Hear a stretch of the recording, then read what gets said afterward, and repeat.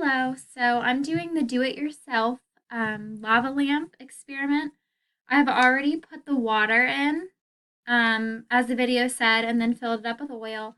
I put some blue food coloring drops in to add the effect. And so now I'm going to put the Alka-Seltzer tablets in. And so when the Alka-Seltzer tablet is dropped, as you can see, it's dropped into the oil and vinegar. It sinks to the bottom because it's more dense than oil. So that the bottom is where the water was.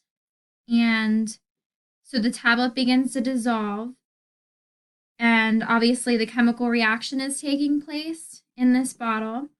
And the bubbling is the CO2 gas being produced, as you can see here. And that creates the lava lamp effect. So the heavier liquid absorbs heat and oil, and as it heats up, it expands. As it expands, it becomes less dense.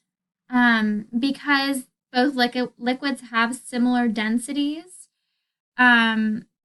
the formerly heavier liquid is suddenly lighter than the other liquid, so that's why it rises, as you can see in this experiment.